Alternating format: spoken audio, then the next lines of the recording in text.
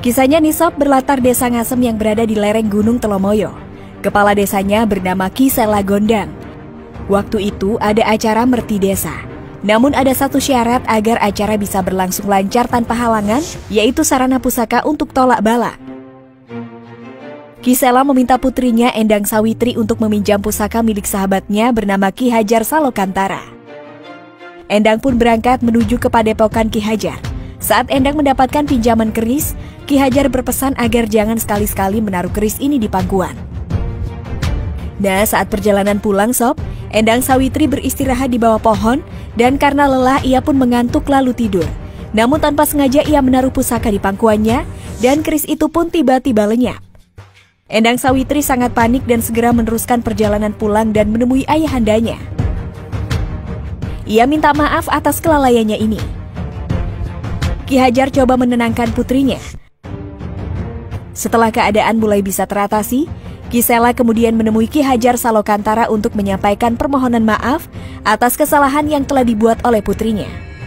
Namun Ki Sela waktu itu kaget setelah mendengar penjelasan Ki Hajar sahabatnya ini bahwa kerisnya tidak hilang tapi masuk rahim putrinya. Dan masuknya pusaka tersebut membuat Endang mengandung. Ki Sela meminta bantuan Ki Hajar untuk menikahi putrinya untuk menutup aib keluarga. Dengan berat hati maka Ki Hajar Salokantara pun menerima Endang Sawitri. Namun setelah itu, Ki Hajar Salokantara memutuskan untuk meninggalkan istrinya dan bertapa untuk berdoa kepada Tuhan agar terlepas dari kutukan keris pusaka miliknya. Sebelum pergi bertapa, ia berpesan kepada Endang Sawitri, "Beri kelintingan ini ke anak itu yang nanti lahir sebagai tanda kalau ini anakmu. Lalu nanti mintalah dia mencariku." Begitu pesan Ki Hajar ke Endang Sawitri. Tiba waktunya 9 bulan, Endang pun melahirkan. Namun alangkah terkejutnya karena yang lahir bukanlah seorang bayi, melainkan seekor ular naga. Dan anehnya ular itu pun bisa berbicara layaknya manusia. Lalu dinamailah ular itu Baru Klinting.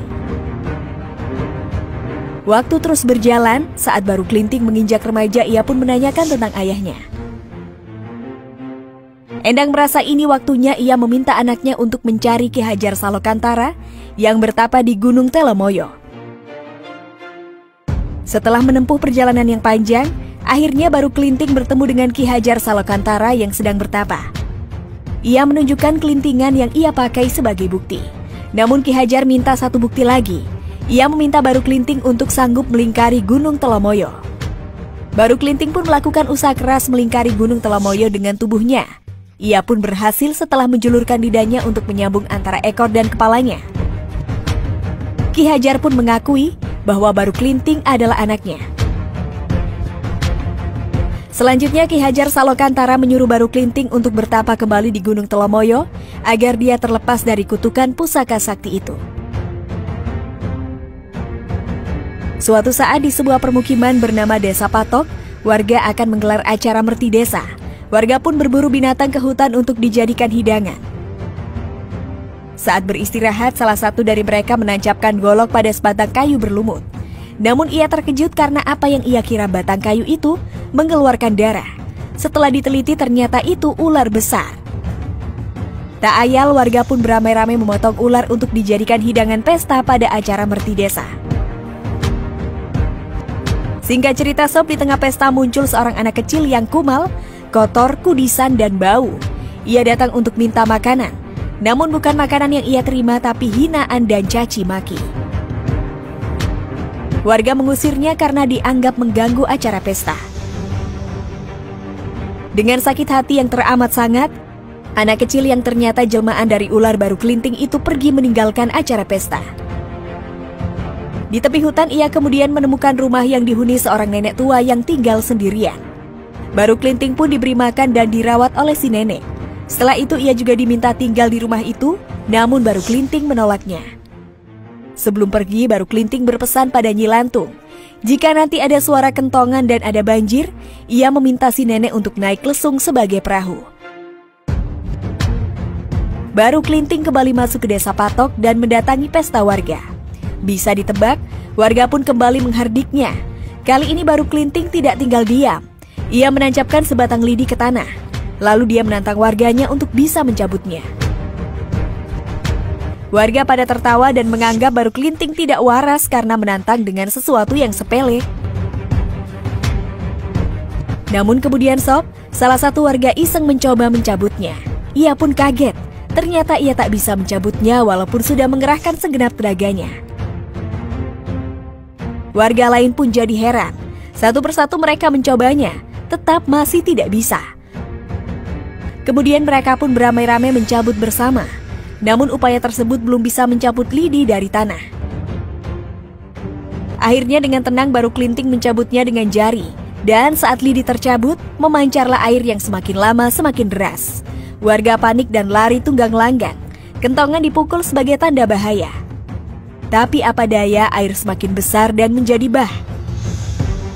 Sementara Nyai Lantung di tepi hutan yang pernah menolong Baru Klinting teringat pesan, jika ada bunyi kentongan dan banjir, ia harus naik lesung. Ia pun mengikuti pesan itu dan selamat dari air bah. Air pun terus mengalir dan sampai kemudian menjadi genangan luas yang disebut Rawa Pening. Selain itu sob, di atas danau seluas 2.670 hektar ini terdapat 3 buah jembatan besar. Yang pertama adalah jembatan utama yang berada di Jalan Raya Solo Semarang. Yang kedua adalah jembatan yang letaknya di antara jembatan utama dan bendungan. Lalu yang terakhir adalah jembatan rel kereta api Ambarawa Tuntang yang merupakan peninggalan Belanda. Menurut orang-orang pintar sob, ada 3 kerajaan makhluk halus yang berdiri di sekitar Rawa Pening. Kerajaan pertama letaknya di sekitar danau yang ada di Rawa Pening. Kemudian kerajaan makhluk halus yang kedua bertempat di antara jembatan utama dan jembatan rel kereta api. Selanjutnya kerajaan terakhir ini berdiri di antara jembatan kedua.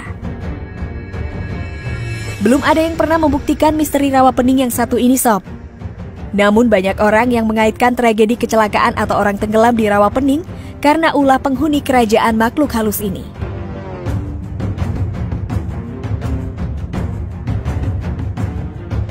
Nah sobat asik, mitos ular raksasa yang melatar belakangi terbentuknya Rawa Pening sampai sekarang masih dipercaya oleh sebagian warga yang tinggal di tepiannya. Bahkan nih sob, menurut cerita beberapa warga yang mencari ikan, kadang ada yang melihat kemunculan ular besar di tengah rawa. Tapi menurut mereka, ular tersebut hanya sekedar lewat lalu masuk lagi ke dalam air. Warga tidak berani mengusik ular tersebut karena teringat dengan legenda Baru Klinting. Nah, bagaimana menurut pendapat kalian sob? Jangan lupa untuk tulis komentar kalian di bawah ini.